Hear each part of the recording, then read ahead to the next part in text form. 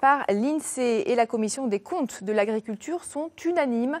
Les céréaliers ont été les agriculteurs les moins bien rémunérés en 2014 avec en moyenne 11 500 € de revenus sur l'année. Avant d'en parler sur ce plateau avec notre invité, reportage à Ernie dans la Somme.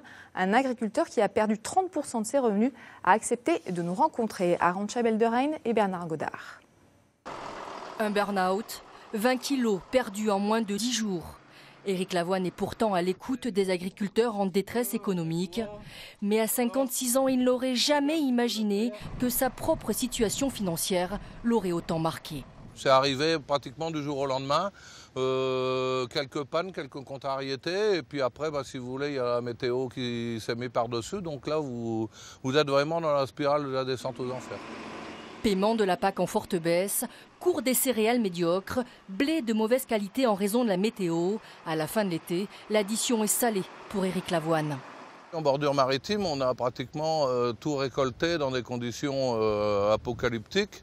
C'est-à-dire qu'on a eu 24 jours de pluie sur le mois d'août. Moi, au niveau de ma ferme, c'est fort simple. Ça fait à peu près 30 000 €, si vous voulez, qui sont envolés du fait de la perte de qualité et de la faiblesse des cours du blé qui en ont découlé. Plutôt que de faire appel aux banques et de licencier ses 2 employés, Éric a préféré vendre une moissonneuse, un tracteur et une tractopelle. Il a ainsi pu récupérer 60 000 €, une possibilité que tous n'ont pas. Un jeune agriculteur, c'est la banque ou la famille. Il n'y a pas de capital puisqu'on est en train de s'installer, on est en train de monter le capital.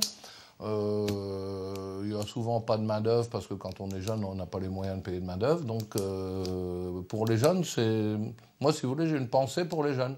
Une mauvaise année comme ça, un gros trou de trésorerie, pour un jeune qui s'installe, ça peut être dramatique. En 2013, les céréaliers français ont perdu 30% de leurs revenus, une situation qui touche également les éleveurs. 2014 pourrait être pire. Denis Patrel, bonjour. Vous êtes le président de la coordination rurale de l'Oise. Vous évoquez une situation catastrophique. Est-ce que le cours des céréales, la baisse du cours des céréales est la principale explication de cette baisse de revenus ? Il y a 2 choses. Oui, la baisse des cours est une chose. Donc c'est nos produits. Et de notre côté, il y a les charges. Donc c'est ce qu'on dénonce. On nous invite aujourd'hui, mais ça fait déjà plusieurs années qu'on tire la sonnette d'alarme. Aujourd'hui, les chiffres sont tombés. On les avait annoncés. On a des charges en constante augmentation. On doit se battre sur un marché qui est mondial avec des charges européennes, voire françaises, et des contraintes françaises. Donc aujourd'hui, les chiffres tombent. On l'avait annoncé. Et ça continuera pour l'année à venir aujourd'hui. Vous rencontrez des agriculteurs au quotidien. Quelle situation vivent-ils ? La situation, il y a un constat.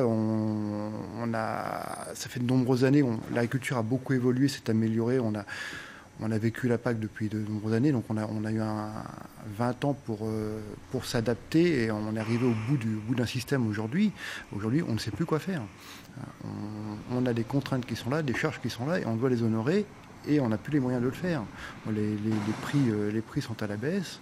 Là, l'interview montrait bien, on a encore une récolte avec des prix très bas. Donc on a un décalage d'1 an. La récolte qu'on vient de faire, on est en train de la commercialiser et va rentrer pour 2015. Donc on a le constat 2014 et on sait déjà que 2015 sera encore pire.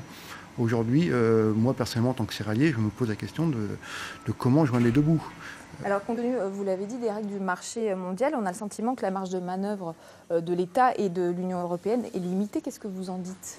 Ce sont nos revendications au niveau de la PAC. On demande qu'on ait une PAC régulatrice.